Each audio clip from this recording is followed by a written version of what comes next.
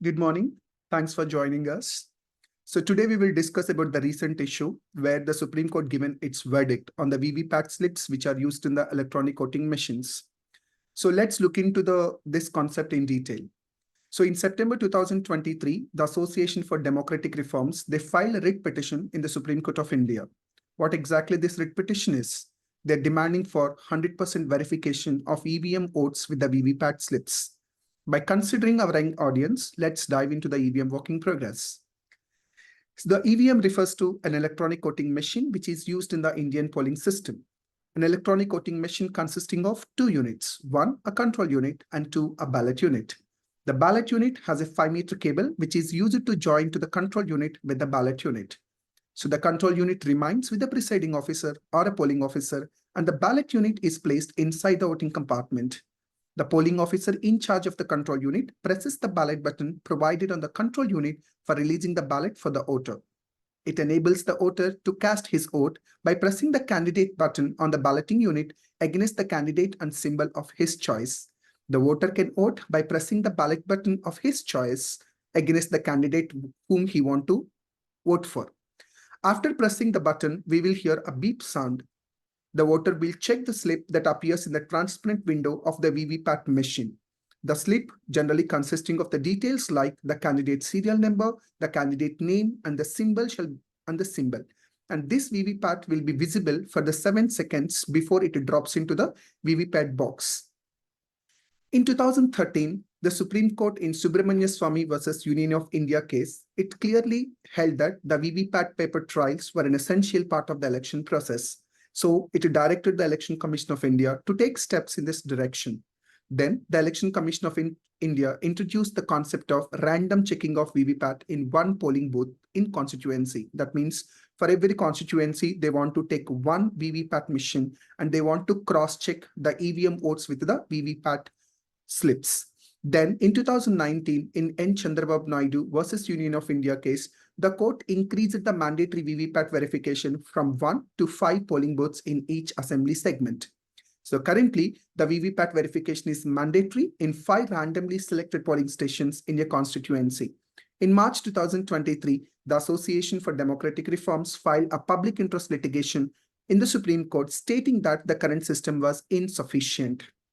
In regarding of this, the Supreme Court of India sought some clarifications from the Election Commission of India. Let's see what are those questions asked by the Supreme Court to the Election Commission of India. First, the Supreme Court asked ECI that whether the microcontrollers which are installed in the controlling unit or whether they are installed in the Vvpat. Then the Election Commission of India clarified that all 3 units, that is ballot unit, control unit, and Vvpat of the electronic voting machines have their own microcontrollers. These microcontrollers are housed in secured unauthorized access modules, so they cannot be accessed physically also. After the polling is over, all the 3 units will be sealed. The second question asked by the Supreme Court is whether the microcontroller is one-time programmable. Then the Election Commission of India clarified that yes, the microcontrollers used in the poll process are one-time programmable, and this program burned at the time of the manufacturing cannot be changed at a later stage.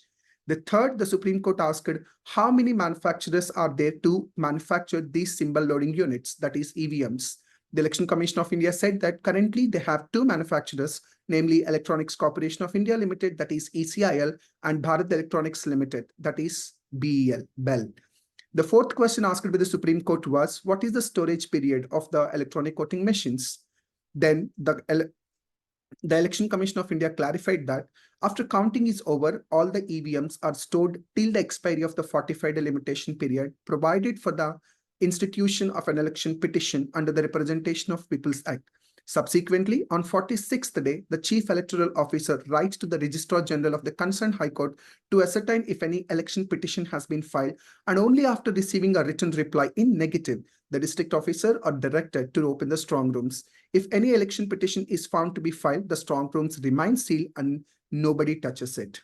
After these arguments, Supreme Court rejected all the pleas which challenged the existing electoral process in specific reference to the Vvpats. So the Supreme Court observed that the challenging the Vvpat system based on the suspicion and doubt without any cogent material and data is undesirable and is not entertainable. In specific, Justice Khanna in the bench, he clearly wrote in his judgment that the microcontrollers separately programmed by the manufacturers in EVMs are agnostic, for they do not recognize political parties or candidates, but only the buttons pressed by the voters. He further pointed out, in the case of any unauthorized attempt to access the microcontroller or memory of the EVM, the unauthorized access detection mechanism, that is UADM, disables it permanently. The judges also concluded that the possibility to hack or tamper with the agnostic firmware in the burnt memory of the EVMs is unfounded, and that any suspicion that EVMs can be manipulated to favor any political candidate should be rejected.